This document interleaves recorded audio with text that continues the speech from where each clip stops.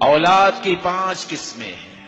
یہاں بیٹھے بیٹھے طے کر لیجئے گا کہ میں اس وقت کس قسم سے ہوں. پہلی قسم، والدین جو کہتے ہیں وہ کرتے نہیں، یہ نافرمان اولاد ہے. نافرمانی کی سزا کیا ہے؟ صرف 3 سزائیں یاد رکھیے گا. پہلی سزا، پوری زندگی سجدے میں پڑے رہیں، نہ ان کے فرائض قبول نہ نوافل قبول.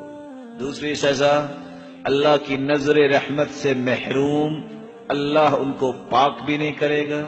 تیسری سزا، ثلاثۃ قد حرم اللہ علیہم الجنہ، 3 ایسے بدبخت ہیں جن پہ جنت حرام ہے اگر توبہ نہیں کرتے. والعاق، ان میں ایک نافرمان بیٹا ہے. اولاد کی دوسری قسم، بات مانتے تو ہیں جیسے والدین کہتے ہیں، لیکن دل کی خوشی سے نہیں.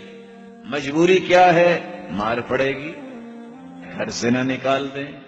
فَهَؤُلَاءِ لَا يُؤْجَرُونَ، یہ کام کریں بھی تو اجر نہیں ملے گا. يَخْشَىٰ عَلَيْهِمْ، ڈر ہے کہ اجر سے محروم ہے. اولاد کی تیسری قسم، کام تو کرتے ہیں ساتھ دکھ بھی دیتے ہیں. بات مانی اور ساتھ احسان جتلایا، تکلیف دی، کیا کہا؟ میں نے آپ کی وہ بات نہیں مانی تھی، میں نے آپ کا یہ کام نہیں کیا تھا، اس وقت بھی میں آپ پہ یہ خرچ نہیں کیا تھا. فَهَؤُلَاءِ يُعْذَرُونَ، یہ لوگ کام کرنے کے باوجود نیکی نہیں گناہ لیتے.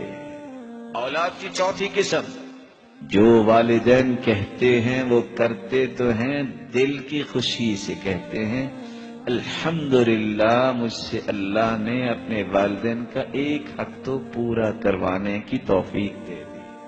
یہ ہے جن کو اللہ تعالیٰ اجر اور ثواب سے نوازے گا. 5ویں اولاد، الذین یفعلون ما یریدہ الوالدان، والدین کہتے نہیں، والدین کی خواہشات ہوتی ہیں نیکی کی، بلندی کی، رفعت کی. کہنے سے پہلے جو اولاد ان کی خواہشوں کو پورا کر دے، یہی اولاد اللہ کی ہاں سب سے بلند مقام حاصل کرنے والی ہے. سوچئے ان 5 اولادوں میں سے ہم کس اولاد میں سے ہیں؟ ہر شخص پہچان سکتا ہے.